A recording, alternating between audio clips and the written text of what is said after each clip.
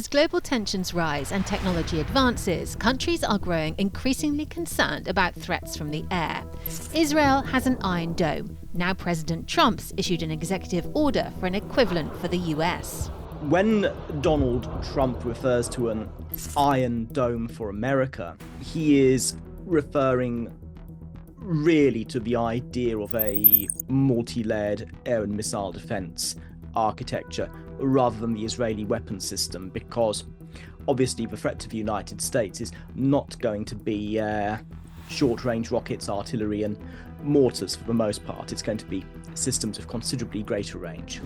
And that's the same for the UK. So what have we got to protect ourselves? Before we delve into that, let's consider which countries are a threat, starting with the most concerning, Russia.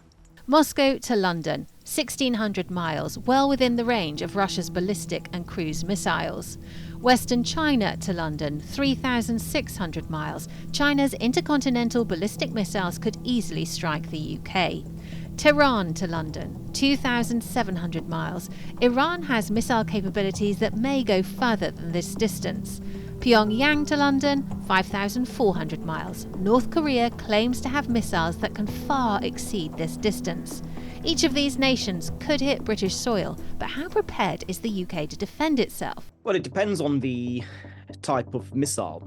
And that's the point. So before we consider our defences, we need to understand the different types of missiles that could be coming at us.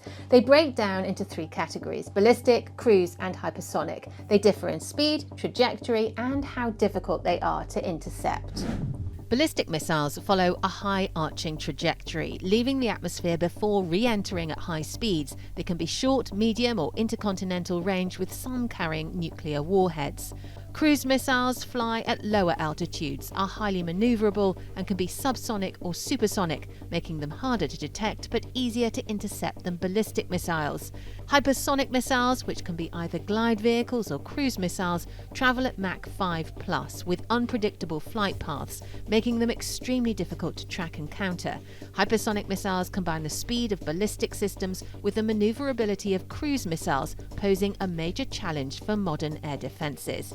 And let's not forget the threat of long-range drones. So what does the UK have in its arsenal to defend itself?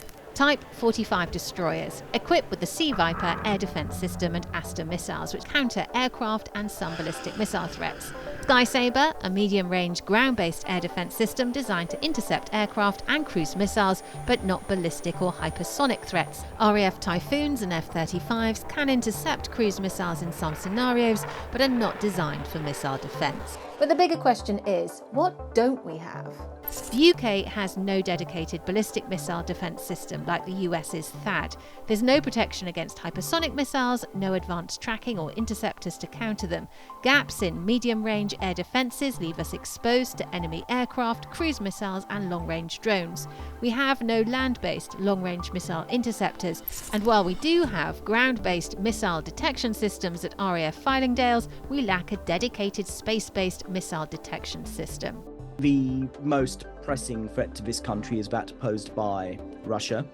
The highest end threat you would be looking at would be systems such as the Oreshnik, intermediate range ballistic missile, which we would not currently have the means to defend against. So, what needs to be done? Investment, innovation and international cooperation. A layered missile defence system integrating short, medium and long-range interceptors would help close the gaps. Upgrading the Type 45 destroyers to counter advanced threats, expanding the Sky Sabre system and deploying land-based long-range interceptors could strengthen the UK's defences. But with hypersonic missiles changing the game, the UK also needs next-generation radar and space-based early warning systems to detect and track them before they strike. Building this defence won't happen overnight and the price tag will be steep, but the alternative could be far more expensive in the long run.